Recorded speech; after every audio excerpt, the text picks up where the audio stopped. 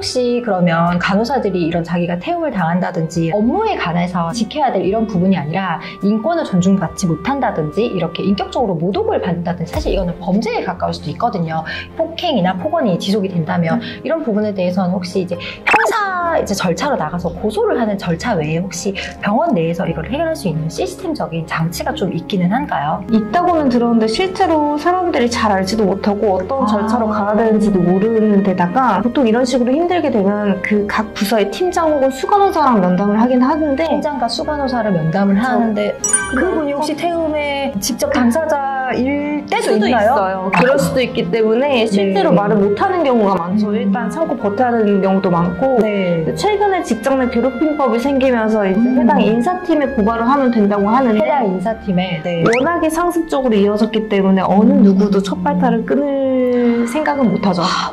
사실 이것뿐만 아니라 직장 갑질이라는 게 직장 내 괴롭힘 금지법이라는 게 이제 생긴 것 자체가 다들 말할 통로가 없었던 것 같은 이 시스템적으로 마련이 되지 않았던 것 같기는 해요. 혹시 이게 말을 하면 실질적인 불이익이 오거나 뭐 그런 경우도 있을까요? 아무래도 불이익이 올까봐 더 두려워서 말을 못하죠. 예를 들어서 나는 이제 병원 문화 자체가 건너 다 소문이 금방 퍼지는 데이기 때문에 이제 내가 먼저 이것 때문에 신고를 했다고 쳐버리면은 지가 뭔가 잘못을 했으니까 태움을 당했겠지 라고 되려 피해자가 가해자가 되는 수가 있어요. 군대로 따지면 관심병사가 되는 거죠.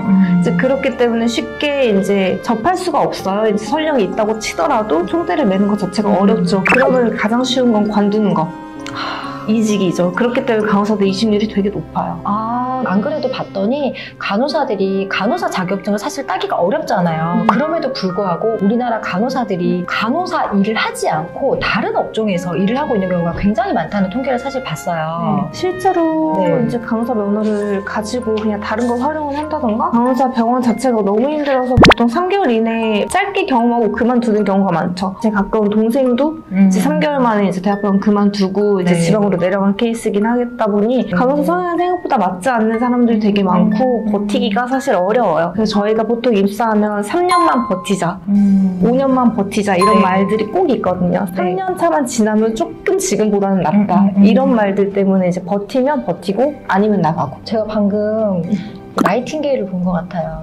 백의 천사라고 하잖아요. 처음에 코로나가 어떤 영향을 미치지 못할 때 정말 주변에 기침만 해도 다들 이렇게 피해 다녔는데 우리 의료인들은 그걸 전부 다 검사하고 치료하고 정말 고생을 많이 하셨잖아요. 근데 이런 태움 문화 속에서도 이걸 견디면서 계속 이 간호사 일을 해주시는 우리 김보영 간호사님이 갑자기 백일 날개 없는 천사로 보이는 그런 현상을 겪었습니다.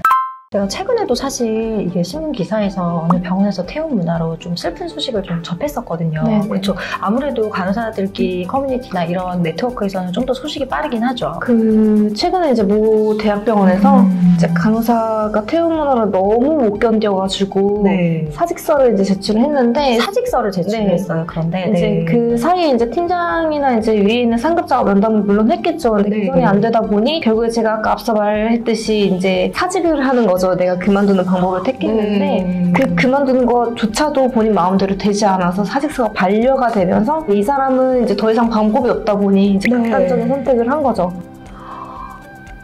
정말요. 너무 가슴 아픈 이야기인 것 같아요. 근로기준법에 의하면 직장 내 괴롭힘이 어떤 거에도 해당하냐면요. 이렇게 신체적으로 폭력을 가한다든지 또는 언어적으로 폭력을 가한다든지 왕따 또 그리고 이 지휘관계를 이용해서 우위적으로 이제 강압적인 이제 이야기를 한다든지 이런 것이 사실 다 포함이 되는데요. 이러면 그 사업장 내에 사실은 이런 거 신고할 수 있는 처리할 수 있는 절차를 두게 되어 있어요. 법적으로. 그래서 일단 사내 신고를 먼저 하시는 게 맞고요. 사내 신고를 했는데 해결이 안 되면 고용노동부에 진정을 할 수도 있거든요. 그런데도 이제 해결이 안 되거나 또는 이렇게 보복적인 행위를 아까 할 수도 있다라고 했는데 사실 그렇게 되면 이 사업주를 처벌하는 조항도 있거든요. 근데 제가 얘기를 듣다 보니까 이게 법이 있기는 한데 아직까지 우리가 실질적인 우리 현장에서는 적용이 되지 않는 경우도 되게 많다는 생각이 들어서 정말 방금 이 모 병원 얘기를 듣다 보니까 정말 오죽했으면 이게 신고 절차도 아니고 내가 그만두겠다고 해서 사직서를 내고 했는데도 반려가 됐다는 내가 정말 어찌할 수 없다라는 생각에 이렇게 했다는 게 정말 가슴이 아픈 것 같고 그렇죠. 이럴 때는 제가 봤을 때는 정말 너무 괴로우시면 그 괴로움의 원인이 여러 가지가 있겠지만 제일 중요한 건 사람의 목숨이 아니겠습니까? 간호사도 그렇고 의사도 그렇고 생명을 다룬다는 점에서 정말 좋은 일을 하신 정말 귀한 일을 하는 생각이라고 들고 마찬가지로 사실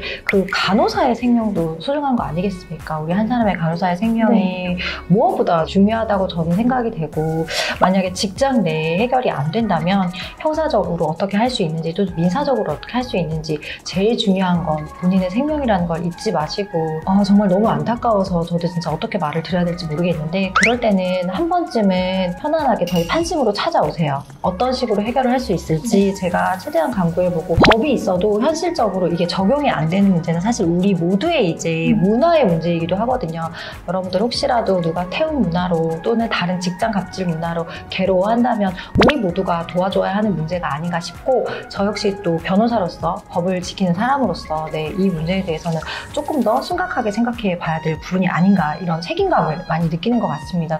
오늘 김보영 간호사님 나와주셔서 너무 감사하고요. 마지막으로 마무리 하시고 싶은 말 한번 들어보면서 오늘 판심변심 마치도록 하겠습니다. 저도 이제 그동안 8년 동안 이제 태움 문화를 직간접적으로 이제 경험을 해본 바로서는 병원 자체가 생명을 다루기 때문에 어느 정도의 이제 규율과 엄격함은 있어야 된다고 생각은 하지만 그거는 엄연히 업무적인 측면에서의 이제 규율과 엄격함인 거지 하나의 인격을 이제 모독을 한다던가 존중을 받지 못한다는 거에 대한 이제 태움 문화에 대해서는 저도 비관적으로 생각을 하고 있기 때문에 여기에 대한 처우 개선은 앞으로도 더 있었으면 좋겠습니다.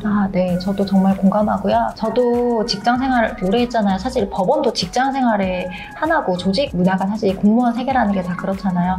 비단 그것뿐만 아니라 우리나라 군대, 다른 직장, 사기업도 마찬가지고 직장 갑질 문화는 정말 근절돼야 될 문화가 아닌가 싶고 어른으로서 우리 모두 책임감을 가지고 다 근절하는데 누군가 신고를 한다면 도와주는 그런 사람이 됐으면 좋겠습니다. 네, 오늘 여기까지. 고생하셨습니다. 네.